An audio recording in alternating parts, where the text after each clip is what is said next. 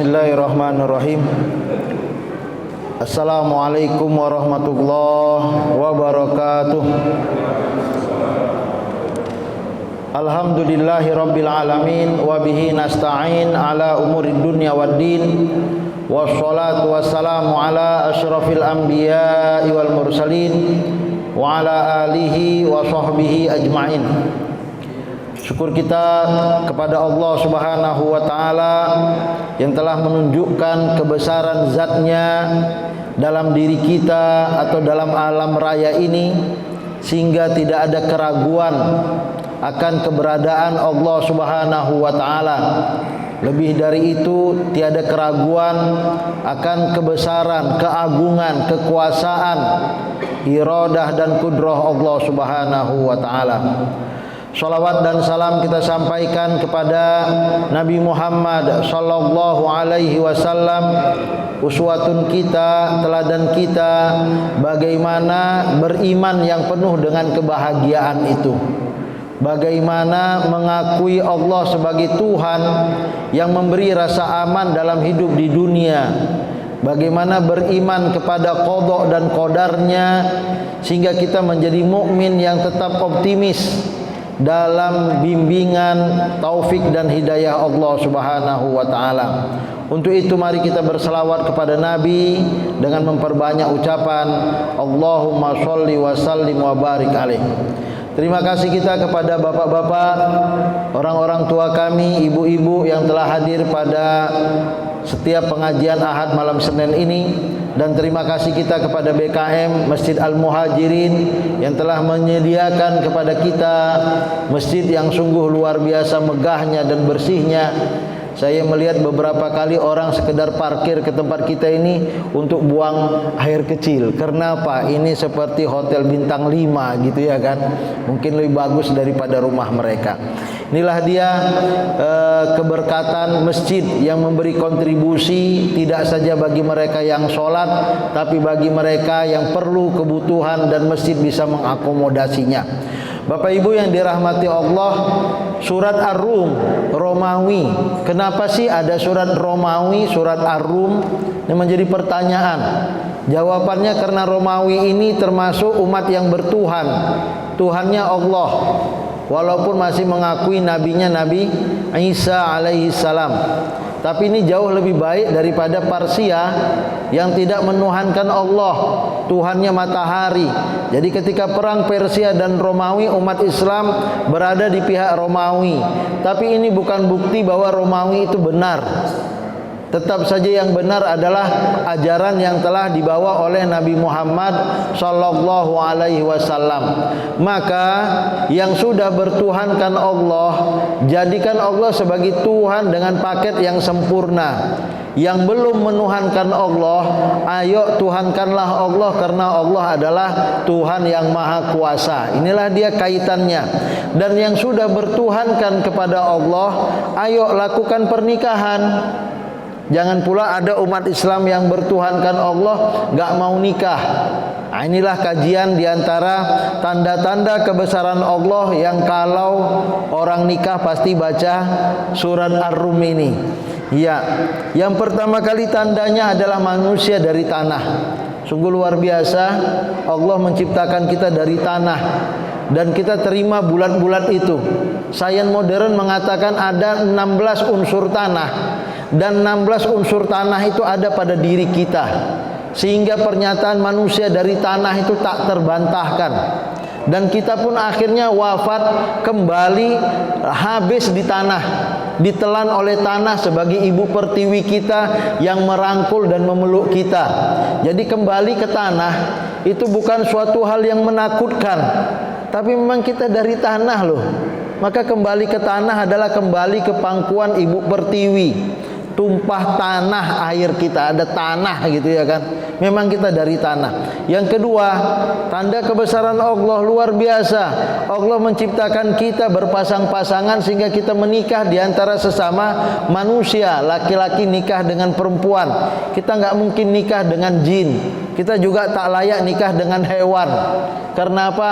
Karena memang supaya mewujudkan samawa itu nikah dengan sesama manusia lah, laki-laki dengan perempuan, perempuan dengan laki-laki. Tanda kebesaran Allah luar biasa. Kalau tadi cerita manusia, di level berikutnya langit bumi, itu juga Allah yang menciptakan dengan segala pernak-pernik yang sungguh luar biasa. Dan kembali lagi kepada manusia lagi, ada perbedaan bahasa, perbedaan warna. Luar biasanya Bapak Ibu, Syekh Sa'rawi mengatakan lisan ini hanya manusialah yang intonasi suaranya itu berbeda satu dengan yang lain. Burung beo kayak gitu suaranya dimanapun. Burung nuri kayak gitu suaranya. Keledai kalau melenguh begitu. Anjing menggonggong begitu. Kucing meong-meong ya begitu suaranya. Sama semua. Tetapi saya dengar suara bapak, saya tahu ini bapak A. Saya nggak lihat mukanya, tapi tahu ini pasti bapak B. Ini ibu C. Ini adik D. Padahal dengar suaranya. Perbedaan suara itu sama dengan perbedaan sidik jari kita. Tak ada yang sama sidik jari manusia. Tak ada yang sama suara manusia. Luar biasa Allah Subhanahu wa taala menciptakan ini, sehingga ada orang yang mengetahui ini suara Buya Hamka walaupun sudah wafat sekian lama. Dengar suaranya ini pasti Syekh Huzaifi yang membaca Al-Qur'anul Karim. Otomatis telinga kita sampai ke situ. Siang dan malam untuk kerja dan istirahat. Waktu kita terbatas, kita mulakan dari ayat 20 sampai dengan 23. Kita baca bersama-sama, kita mulakan dari ta'awuz. A'udzu billahi minasyaitonir rajim. Bismillahirrahmanirrahim. Wa min ayatihi an khalaqakum min turab thumma idza antum basharun tantashirun wa min ayatihi an khalaqakum min anfusikum azwaja litaskunu ilaiha wa ja'ala bainakum mawaddatan wa rahmah inna fi dzalika laayatin liqaumin yatafakkarun wa min ayatihi khalqus samawati wal ardi wa ikhtilafu alsinatikum wa alwanikum inna fi dzalika laayatin lil alimin wa min ayatihi manamukum bil laili wan nahar wa ibtighaukum min fadlih inna fi dzalika laayatin liqaumin yasma'un. Shadaqallahul azim. Jika pada pertemuan berikut sebelumnya, pertemuan keempat, kita membahas bagaimana Allah langsung to the point cerita tentang mukmin dan kafir. Artinya tidak ada baiknya orang Romawi jika berterusan kepada Romawi itu. Jadi mukminlah yang menebarkan amal soleh agar meraih surga. Jangan kafir kepada Allah dan mendustakan ayat-ayatnya, apalagi mendustakan akan adanya hari akhirat, karena hanya membuat kita semua yang mengingkari ini ditempatkan di tempat neraka sebagai tempat yang paling menyedihkan dan berkeabadian itu. Maka mukmin itu secara khusus sholatlah, tasbih dan tahmid secara khusus, zikir yang diucapkan. Bagaimana zikir kita itu menyelamatkan masa depan kita loh. Ketika kita zikir, mudah-mudahan kita tidak kena hipnotis. Luar biasanya pengaruh hipnotis gitu. Bisa saja kita hilang.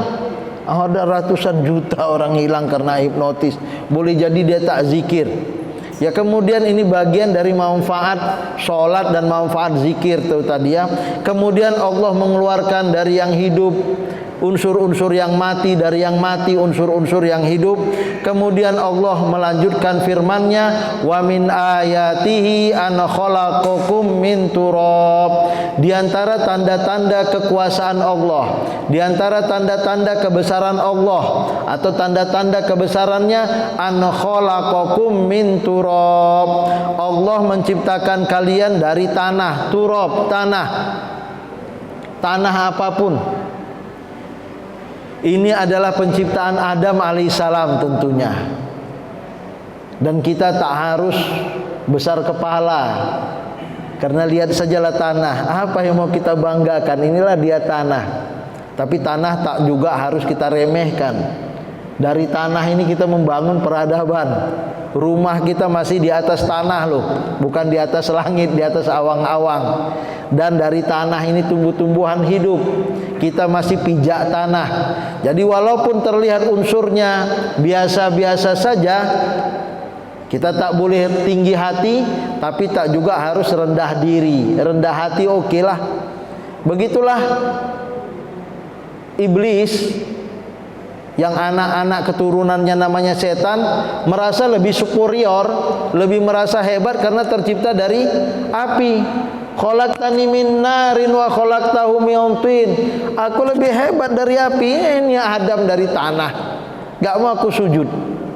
Jadi kita mulia bukan karena unsur tanahnya, tapi kita mulia karena takwa kepada Allah Subhanahu wa taala. Wa nafakhtu fihi min ruhi. Allah hembuskan di unsur tanah ini ada ruh Tuhan. Ini membuat kita hidup tidak saja ada jasadnya, tapi ada ruhnya. Min turab. Jadi yang sedang-sedang sajalah kata orang. Rendah diri tak juga boleh, rendah hati humble itu harus, tinggi hati tak boleh juga. Summa iza antum basyarun tantashirun. Kemudian kamu menjadi bashar. Bashar itu muka yang ganteng. Walaupun dari tanah, jadi manusia ini makhluk yang paling ganteng dibandingkan hewan apapun. Ya, dibandingkan tumbuh-tumbuhan, gak ada apa-apanya lah tumbuh-tumbuhan dibandingkan hewan. Walaupun mungkin ada bunga yang cantik, tapi tak lama masih lumayan jadi manusia lagi. Tantashirun, dari dua makhluk, yang pertama Adam, kemudian lahir darinya Hawa, sama ada dari tulang rusuk ataupun Hawa dari tanah. Itu sendiri, itu ikhtilaf ulama, tapi mayoritas mengatakan bahwa Hawa tercipta dari tulang rusuk Adam. Maka dari dua makhluk ini, sepasang makhluk ini, lahirlah manusia yang sekarang jumlahnya 7 miliar. Kalau diturun balik ke belakang, jadilah kita Adam dan Hawa itu. Jadi clear bahwa manusia bukan dari kera, bukan dari monyet. Ayah emak kita bukan simpanse. Ayah emak kita itu dari Adam dan Hawa. Ini clear bagi agama samawi. Yahudi meyakini itu, Nasrani meyakini itu, Islam meyakini itu. Artinya jangan sampai perilaku kita lebih kejam daripada hewan. Hewan saja nggak membunuh sesamanya kecuali dalam keadaan yang sangat darurat. Kita terkadang bisa membantai sesama anak manusia. Ya, dari segi jasmani, perhatikan bagaimana manusia, makhluk yang terbuat dari tanah itu bertebaran di segenap penjuru bumi. Ya, dari segi jasmaninya, tapi kita menjadi hebat karena ada unsur rohaninya. Manusia diciptakan dari tanah. Inilah hakikat manusia. Jika engkau melihat siapa hakikat dirimu, maka ambillah segenggam tanah, kemudian perhatikanlah dengan sungguh-sungguh. Engkau tercipta dari tanah, engkau akan kembali pada tanah, dan darinya engkau dibangkitkan. Minha khalaqnakum wa minha wa fiha nu'idukum wa minha nukhrijukum taratan ukhra. Darinya kita terbuat dan kita akan pulang ke kuburan. Maka umat Islam dikuburkanlah ya, enggak dibuang ke laut, enggak dibakar. Kita dikuburkan. Dan untuk kuburan itu masih cukup sampai sekian miliar pun manusia yang wafat. Inilah anugerah Allah Subhanahu wa taala. Walaupun dataran itu cuma 1/3 dari bumi, yang 2/3-nya berisi lautan, tapi tetap saja manusia dikuburkan, bukan dibakar apalagi dihanyutkan. dan darinya kita berbangkit. Ini yang kata yang terpenting. Walaupun dari tanah ada unsur rohaninya yang membuat kita mulia, ada unsur rohaninya yang membuat kita takut pada Allah dan takut pada hari kiamat atau takut nerakanya. Wa min ayatihi. Jadi setelah diceritakan tentang bagaimana kita unsur dari tanah, unsur tanah ini supaya lebih subur maka dia butuh air. Manusia butuh pasangan hidupnya. Wa min ayati an khalaqalakum min anfusikum azwaja. Bapak Ibu yang dirahmati Allah, kalau dilihat di sini sebagaimana terlahir Adam dulu baru Hawa, maka bahasa di sini lakum ini adalah laki-laki. Jadi Allah menciptakan bagi laki-laki min anfusikum dari zat yang paling baik menurut kalian dari jenis kalian, yaitu perempuan yang sungguh luar biasa sebagai pasangan hidupmu. Jadi Bapak Ibu yang dirahmati Allah, supaya anak pesantren itu enggak berpikir tentang perempuan, itu kadang-kadang pesantren laki-laki itu dibangun image negatif. Perempuan itu tak layak untuk kita dekati, supaya jangan sampai mengganggu perempuan. Tapi sebenarnya nggak baik juga lah. Ada yang keterusan sehingga saking tertanamnya di otaknya dia nggak mau nikah, karena perempuan itu adalah, agama lain mengatakan dia setengah hewan setengah manusia, sampai begitu hinanya. Maka Al-Quran mengatakan min anfusikum, dari unsur terbaik dari dirimu itulah dia perempuan. Tulang rusuk itu adalah tulang terbaik. Kalau nggak ada dia jatuh badan kita ini. Maka dia berdiri tegak kalaulah dari situ. Atau min anfasikum, sebagaimana Nabi Muhammad digelarkan dengan aziz min anfusikum azizun alai. Jadi Nabi Muhammad digelarkan sebagai manusia yang terbaik karena dia dari golongan manusia, tapi manusia yang terbaik. Begitulah istri kita, begitulah anak-anak gadis kita, begitulah emak kita, begitulah saudari kita yang perempuan. Itu bukan musuh. Ada laki-laki melihat perempuan sebagai musuh, dan ada pula perempuan melihat laki-laki sebagai musuh. Islam tidak membangun itu. Litaskunu ilaiha, ini masalah pembagian tugas. Sebagaimana malam nggak sempurna kalau nggak ada siang, siang nggak akan sempurna kalau nggak ada malam. Walaili idza yaghsha wan nahari idza tajalla wa ma khalaqaz zakara wal unsa. Jadi digambarkan Allah malam dengan gelapnya, siang dengan terangnya. Begitulah aku menciptakan laki-laki dan perempuan. Nggak usah tanya tentang emansipasi Islam, emansipasi wanita dalam Islam. Dari dulu Islam mengagungkan emansipasi. Karena apa? Inna sa'yakum lasyatta. Kerja wanita dimanapun dan kapanpun tetap mulia di mata laki-laki dan di mata Islam. Kerja laki-laki di mata wanita dan di mata Islam juga tetap mulia. Ada hal yang laki-laki tak bisa kerjakan. Kita nggak bisa hamil ya, walaupun perut kita kadang lebih buncit daripada istri kita, tapi tetap saja yang hamil itu adalah istri, perempuan lah. Menyusui, melahirkan tuh kerja mereka. Menenteramkan ini kerja perempuan. Udahlah mas katanya ya kan, gak usah dipikiri kali tuh, udah enak itu.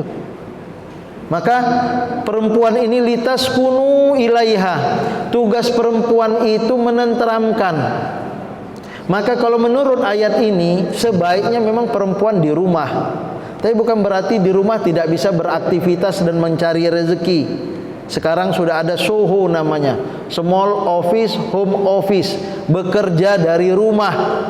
Sekarang nggak laki-laki, nggak perempuan saja yang kerja dari rumah, laki-laki pun kerja dari rumah. Nah, jadi ada rumah di dalam rumah ada kantor kecil itu untuk kerja. Wah, terkadang istri lebih banyak penghasilannya karena dia jual online. Dan sekarang menjadi bukti di rumah jauh lebih aman untuk perempuan. Karena terkadang terjadi perselingkuhan karena apa? Karena kawan sekantor pertama kali ajak makan akhirnya menjadi hal-hal yang tidak diinginkan. Yang perlu kita tenangkan itu ya suami kita, bukan suami orang gitu ya. Nah, litaskunu ilaiha. Jadi ilaiha bukan ilaihi.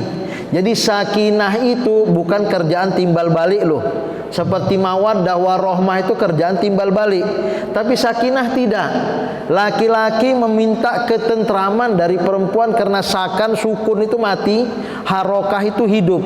Yang bergerak laki-laki, yang menenteramkan perempuan. Kalau mau rumah tangganya awet lah ya.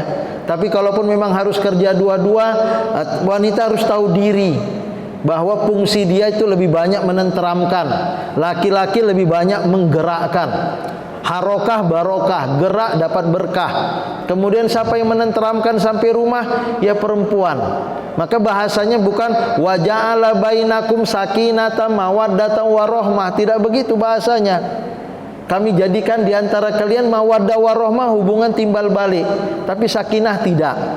Ya, mawaddah saling mencintai. Laki-laki perlu cinta perempuan, perempuan perlu cinta laki-laki. Tapi untuk menenteramkan itu tugas perempuan. Nah, maka kalau sudah bisikan perempuan, kalau baik jadi Khadijah lah dia yang menenteramkan hati Nabi Muhammad sallallahu alaihi wasallam. Kalau buruk, bagikan istri Abu Lahab lah. Wa mro'atuhu hammalatal hatab. Istrinya pun ikut-ikut ngompori. Habislah, cocok. Rumah tangga bejat ketemu dengan yang bejat, ke rumah tangga yang baik ketemu dengan yang baik. Jadi mawaddah saling. Kata Sa'rawi, beda mawaddah warahmah. Mawaddah itu awal-awal pernikahan lah ya. Engkaulah bunga, engkaulah bintang, engkaulah bulan. Masih ada cinta. Suaminya pun masih kerja, masih banyak duitnya. Sudah pensiun, dia pun sudah mulai layu lah ya. Nah, maka kata Sa'rawi, langkah berikutnya warahmah. Boleh jadi cinta sudah mulai redup, tapi kasih sayang janganlah. Nah, ya kan? Nah, laki-laki nggak usah cari yang muda-muda, ibu-ibu nggak usah cari yang muda-muda juga, gitu ya kan? Sama-sama. Maka ayat ini menarik, ditutup inna fi dzalika laayatin liqaumin yatafakkarun. Sungguh tanda-tanda kebesaran Allah dalam hal membangun rumah tangga ini bukan saja sekedar cinta dan suka, tapi juga harus dipikirkan. Yatafakkarun. Jangan sur-sur sendiri. Cukup cerai laku cerai. Pikirkan anak-anakmu, pikirkan cucumu, pikirkan orang yang dulu pernah kau sanjung-sanjung itu. Jadi terkadang perlu juga yatafakkarun. Jadi kenapa endingnya harus yatafakkarun, bukan apa yatarohamun? Nah, ini menjadi pembelajaran yang menarik bahwa Allah tak akan pernah salah dalam menutup ayat-ayatnya. Ya, karena perempuan fisiknya lebih lemah, sehingga dari segi tertentu sifat yang lemah lembut itu mungkin dapat disesuaikan dengan kasih sayang. Jadi lemah lembut itu cocok untuk sakinah. Kalau kita maunya gol lah ini, tapi kata istri kita, janganlah bang, jangan golkan dia. Kasihan, dia punya istri, punya anak. Bagaimana di televisi kita lihat ada perempuan punya anak, senang kali kalau masuk penjara gitu loh. Salah-salah, tapi kok begitu nggak punya simpati dan empati gitu. Ya, maka perlindungan diri yang kuat diberikan kepada yang lemah. Kita melindungi istri, istri menenteramkan suami, cocok. Maka yang kedua, rumah tangga meraih sakinah mawaddah warahmah. Jadi ada ustadz yang belum nikah itu menjadi permasalahannya tidak sempurna karena memang Allah yang menganjurkan itu dan Nabi juga menyuruh itu an-nikahu sunnati. Nikah itu bagian dari ajaran tradisiku. Faman raghiba an sunnati falaisa minni. Kalau enggak mau nikah itu bukan bagian dari umat Nabi Muhammad. Walaupun tiap tahun dia memperingati, menceramahkan tentang Maulid Rasul. Kalau dia mengadakan ceramah Maulid Rasul, harusnya dia nikah lah. Separuh agama itu terletak pada nikah. Ya, kebahagiaan dalam pernikahan yang merupakan impian setiap pasangan tidak akan datang begitu saja. Kenapa nggak nikah? Ribet. Tapi itulah dia Islam. Kita mesti berjuang keras untuk mengukuhkannya. Hanya rumah tangga yang dibangun di atas pilar-pilar syariatlah akan kokoh dan meraih kebahagiaan hakiki. Tetap saja fasfar bizatiddin. Mau harta, mau kaya, mau cantik, mau pejabat, oke. Tapi di atas dan dilandasi oleh unsur agama lah. Jabatan tak lama, kecantikan akan pudar, harta pun tak jaminan. Tapi kalau agamanya kuat, insya Allah, kata Ali bin Abi Thalib, kalau dia sayang kepada anakku, dijaganya. Kalau dia tak sayang, dikembalikannya kepadaku, gak disiksanya. Ini terkadang ada suami nyiksa anak kita yang perempuan yang sudah kita sayang sejak kecil sampai besar. Tentu saja kita tak akan rela begitu. Maka bagaimana menjaminnya? Nikahkanlah dengan mereka yang paham agama. Setapak demi setapak, dari proses sebelum nikah, saat walimah, hingga kehidupan setelah walimahan, senantiasa berpijak pada bimbingan syariat. Marahnya oke lah 3 hari, habis itu kelirkanlah. Jangan sampai tidur seranjang setahun gak cakapan, itu gimana? Niscaya keberkahan dan limpahan rahmat akan tertambat. Inilah dia fungsi dari nikah itu. Karena kita sholat berjemaah, selesainya marah tadi zuhur, asar dah salaman, dah selesailah, ya kan? Marah di asar, maghrib, maafkan aku bang ya, ya maaf, aku maafkan juga ladi, selesai. Tapi kalau nggak pernah sholat, kayak mana mau salaman? Inilah dia untungnya kita yang beragama tadi. Ya, wa min ayatihi khalqus samawati wal ardh wa ikhtilafu alsinatikum wa alwanikum inna fi dzalika laayatin lil alimin. Kalau ini lil alimin, alim, ulama. Kalau tadi yatafakkarun, di antara tanda-tanda kekuasaan Allah penciptaan langit dan bumi. Maka ini perlu saintis, cendekiawan. Kalau tadi ceritanya tentang akal pikiran lah ya. Kalau ini perlu sains. Lihat langit itu. Oh, sangka kita langit biasa saja. Tapi bagi mereka yang astronomi, belajar ilmu falak, wah luar biasa. Banyak sekali pembahasan di langit Pak Ustadz. Yang darinya kita akhirnya nelpon tidak pakai kabel. Nah, ini kan cerita langit juga ini. Bagaimana unsur sinar matahari yang merupakan sumber daya alam yang terus dianugerahkan Allah dan kita belum optimalkan itu. Solar apa namanya, solar system itu, sinar matahari yang diabadikan akhirnya bisa menerangkan dunia sebagaikan lampu atau genset atau apapun itu. Ini cerita tentang langit. Itu lil alimin, alim. Maka di ayat Fatir itu innama yakhshallaha min ibadihil ulama, yang paling takut kepada Allah adalah para ulama. Ayat sebelum surat Fatir itu adalah bukan menceritakan tentang hukum syariat, tapi tentang bagaimana alam raya ini, bagaimana bumi, bagaimana tumbuh-tumbuhan, bagaimana hewan. Ini artinya ada ilmu kemanusiaan, sama ada kedokteran, sosiologi, antropologi, atau anatomi tubuh manusia. Begitu juga dengan ilmu hewan, betoni atau flora faunanya, dan ini semua alim disebutkan. Tapi kemudian kenapa Pak Ustadz alim ulama itu terkait dengan ilmu syariat? Karena yakhshallah, artinya cendekiawan. Kalau berujung pada takut Allah, berarti dia paham syariat juga lah. Kenapa dia bisa takut Allah? Karena dia dengan ilmunya yang matang, akhirnya dia belajar agama. Maka saya ketika mengajar mahasiswi S3, dia mengatakan, Bapak, saya tidak ada unsur agama saya. Jadi maaf kalau saya nggak bisa baca Quran dan nggak bisa memahami Al-Quran. Saya bilang, aduh, Anda sudah seumur ini masih belum bisa baca Al-Quran dan bangga pula, minta maaf pula, saya rasa salah lah. Kita Islam awalan wa qabla kulli syai'. Kita ini Islam sebelum doktor di Fakultas Dakwah Komunikasi Islam UIN Sumatera Utara. Masa bangga nggak bisa baca Al-Quran kemudian nyandang gelar doktor gitu loh dari UIN? Ya nggak boleh lah. Ya dibenahi lah. Nabi Muhammad baru dapat Al-Quran usia 40 tahun. Jadi jangan merasa sudah terlambat. Baru mulai umur 40 tahun loh Nabi Muhammad menyandang membaca Al-Quran itu. Dan yang penting menikmati Al-Quran. Inilah dia samawati wal ardi wa ikhtilafu alsinatikum. Jadi lisan kita ada 2 lisan, bahasa dunia Ada bahasa Indonesia, bahasa Inggris, bahasa Arab, bahasa daerah, atau suara kita. Alsinah ada dua pemahaman. Suara kita berbeda-beda, sidik suara sebagaimana berbedanya sidik jari tadi. Ya, wa alwanikum, bapak kita satu, nenek kita, ibu kita satu, tapi cucunya berbeda kulitnya. Ada kena kepanasan agak hitam seperti kulit yang kita lihat inilah ya. Ada yang putih karena mungkin lebih banyak musim dinginnya. Ya, wa inna fi dzalika laayatin lil alimin. Ini pelajaran. Jadi jangan katakan bahwa Islam anti emansipasi karena Islam sangat emansipasi. Jangan katakan bahwa Islam mengajak kepada kebodohan karena Islam adalah lil alimin, ilmu. Islam itu sangat mencintai ilmu pengetahuan.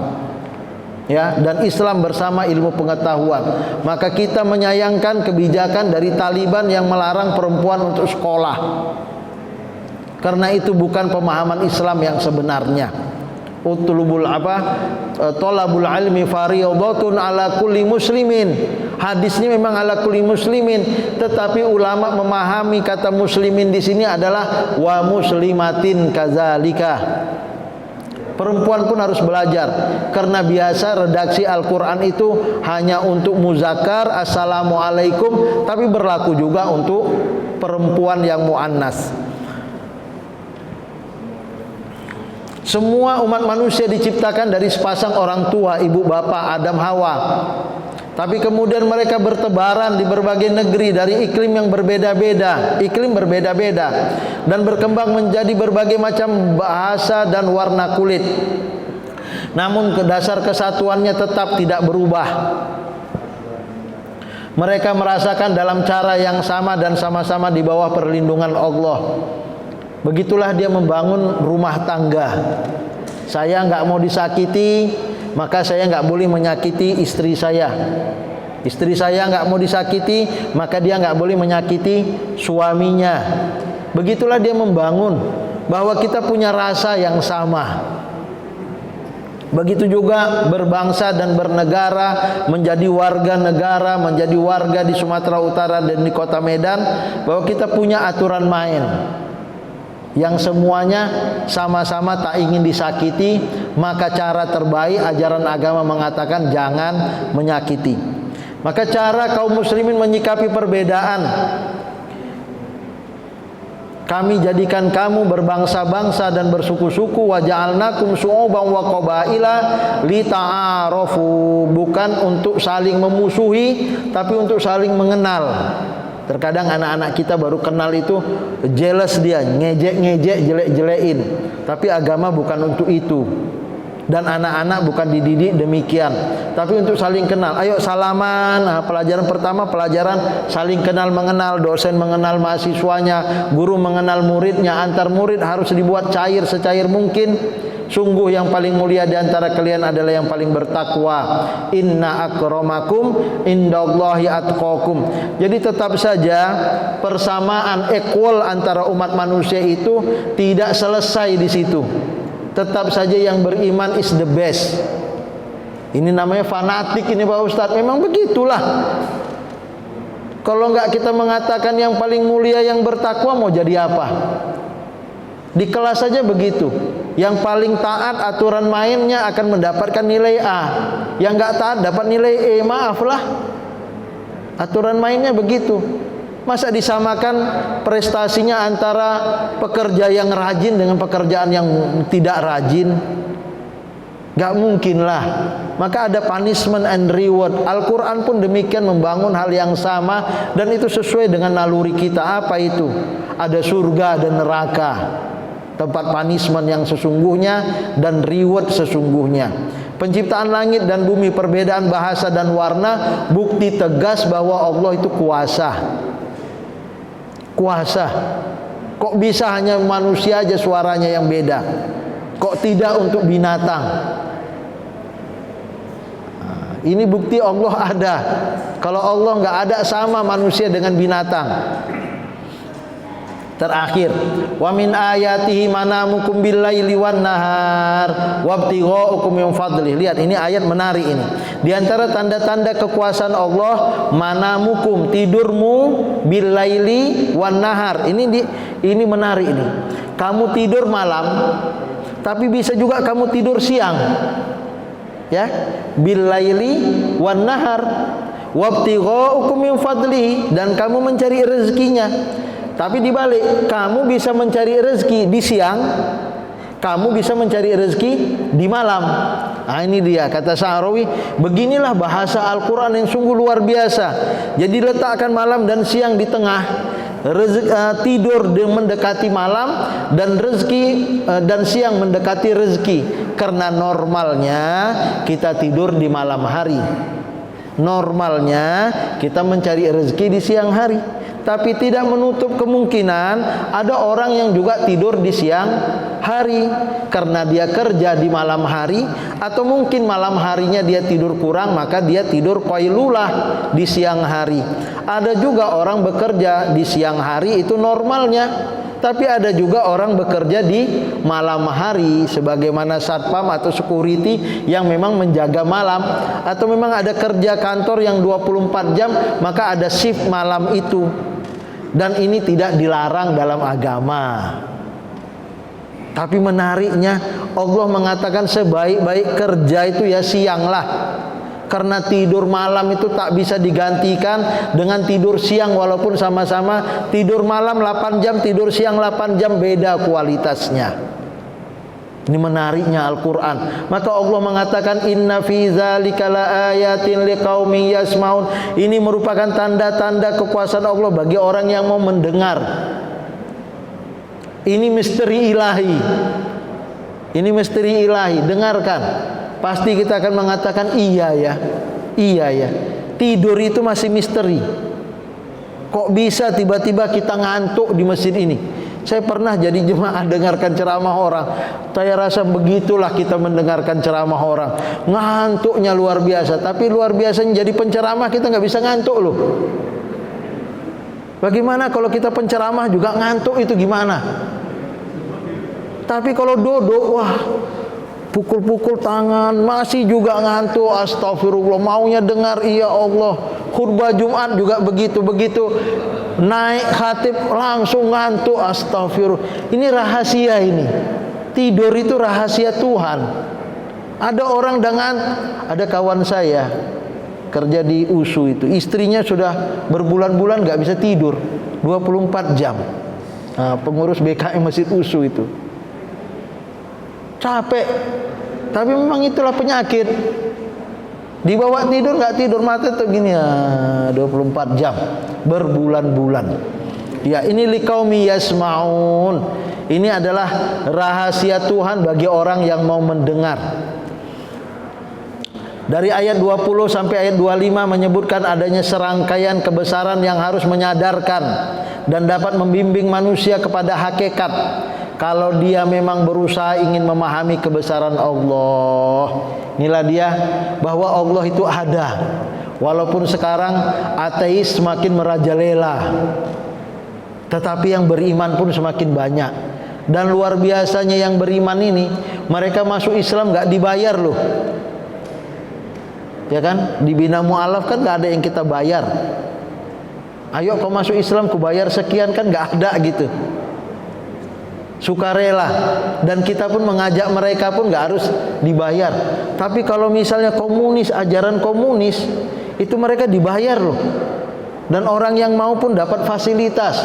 Kapitalis juga begitu.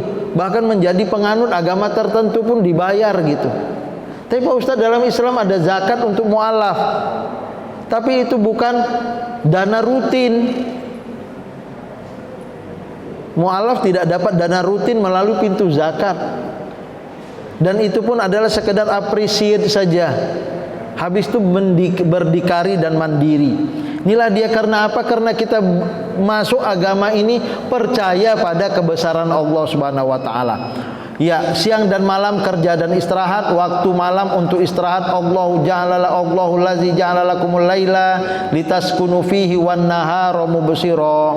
Dengan demikian selesailah kajian kita 4 bukti kebesaran Allah. Pertama, manusia diciptakan dari tanah. Kedua, rumah tangga dibangun untuk meraih sakinah, mawaddah, warahmah. Yang ketiga, kebesaran Allah adalah penciptaan langit bumi, perbedaan bahasa dan warna atau lisan. Yang keempat, siang malam untuk kerja dan istirahat. Moga-moga bermanfaat. Kita tutup dengan sama-sama membaca Rabbana atina fid dunya hasanah wa fil akhirati hasanah wa qina azabannar. Subhana rabbika rabbil izzati amma yasifun wa salamun alal mursalin walhamdulillahi rabbil alamin. Wassalamu alaikum warahmatullahi wabarakatuh.